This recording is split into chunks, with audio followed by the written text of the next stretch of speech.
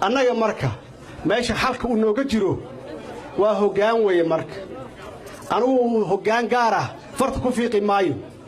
meesha loo baahan yahay Soomaaliya in laga soxo waa hoggaankaas oo ka qisha ama wax ka koobi gareeya kuwaas Afrikaanka oo naga daran oo waxba wadaagin hoggaankaas waxa la rabaa inuu yiraahdo war maxaan isaga midnahay horta maxaan soo kala duwanahay waxaan isaga midnahay wax walbaba maxaan ku kala duwanahay ma garanayo waxaan ku kala duwanahayba hal qof ay sheeg waxaan kala duwanahay marka raadiso waxaan kala duwanahay ilaa diintii waa wada leenahay dad islaanaan nahay boqolkiiba boqol dad isku dhaqanaan nahay oo iswada guursada kan waqooyi degan iyo kan koonfur degan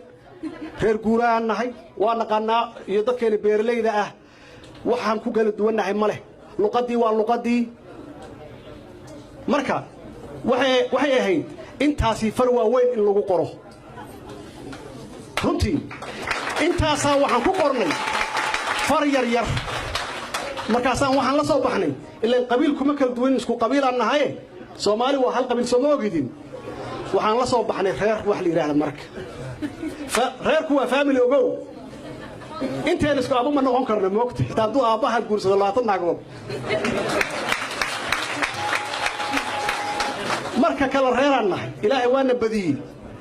marka kala reer ahaanshihii yaa waxa laga dhigay wax weyn annagoo inaan isku dhiginahay ogaada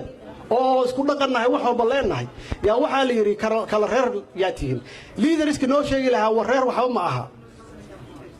waa in aan ku heshiino inaan wada noolaano annagoo reerahaas ah oo ilaahayna badiyay inaan ku heshiino inaan wada noolaano oo aan ku heshiino inaan sharaf ku wada noolaano oo aan ku heshiino inaan midowno hoggaankaas waxa laga rabaa marka waxa laga rabaa oo shaqadiisu ay tahay intaas kaliya ma aha inuu cadaalad dadka horseedo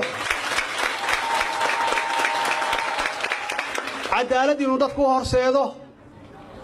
inuu daacadnimo la yimaado maxaa yeelay wax walba waa daacadnimo ogaada ninka mas'uulka ah hadduu daacad ahayn wuxuu keenaa dad aan daacad ahayn kuwaasa waxa la marka oo isku keen dira ogaada maxaa yeelay qofka hadduu xanuunsan yahay wuxuu rabaa kulligeena wada xanuunsannahay qofkaas waxa laga rabaa hoggaanka ah inuu aamin leeyahay oo ummadaasi ballantu ka qaaday iyo waxa loogu dhiibay inuu sidee ahayd ugu maamulo oo kii tuuga ahaa u qabto tuuga qabiil ma laha ogaada reer ma laha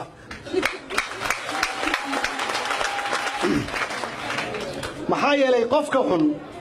wuxuu gadaal gashadaa reer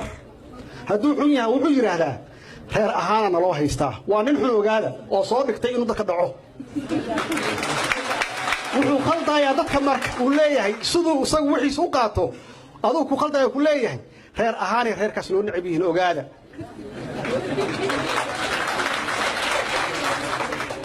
marka annagu waxaan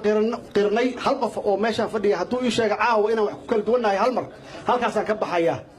isku dhaqan ma nahay ma dhaqan kale oo aan Soomaali aan ahayn ma jira soo dad salaana ma nihin soo dad luqad wadaaga ma nihin waxa loo baahan yahay marka mar walba hoggaanku inuu ku soo celiyo intaas mar walbaba uu yiraahdo reerka Soomaa aniga maxaa Abdullaahi Maxamed baa yiraahdaa aabahay waa awoogay waa Maxamed adiga awooga Yuusuf baa yiraahdaa reer Yuusuf tahay adiga waxa tahay reer Cali tahay ama reer Cismaan iyo waxa rabtidba laakiin waxa naga dhaxeeya inaan sharaf ku wada noolaano adduunkana kulama tartami kartid reer Cali ogaada Soomaaliya kula tartami kartaa marka intaas aan keenno oo aan ogolaanay inaan Soomaalinimo iyo midnimo aan ku heshiino inaan wada noolaano caalamka oo dhan annaga noo imaanayaan qaxooti badan noo imaanaysa dad badan yaa badaha ku soo dhintaan wixii soo noolaa Soomaaliya soo gaaraya taasaa waxay keentay waddamadaas afrikaanka ah oo caqligaas madaxdoodii iyo hogaamiyaashooda ay keeneen inaan idhaahno warkaalay ciidamo noo keeno oo annaga reeraheena na dhex gala oo na kala ilaaliya ree hebel iga celi soo ma garan inaan idhaahno war qaxootiga naga qabta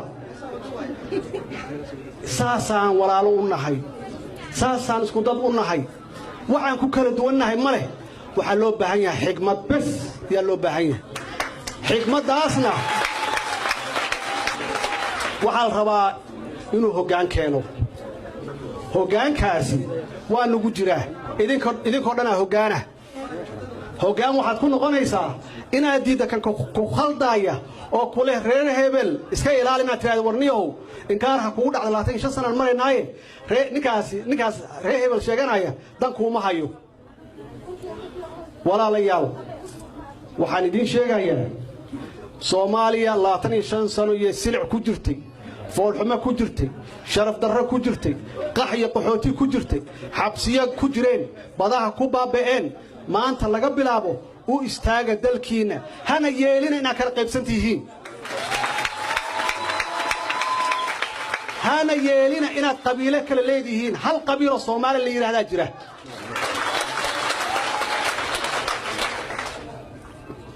qabiilkaas Soomaali la yiraahdana ilaahay nasiib wuxuu noo siiyay Soomaaliya inaan noqono wadanka kaliya ogaada oo adduunka ku yaala oo hal dad ah dadkiina ma doonayno waxaan doonaynaa in reerahaas naloo sheegay aan sii aadno ilaa marka ugu dambaysa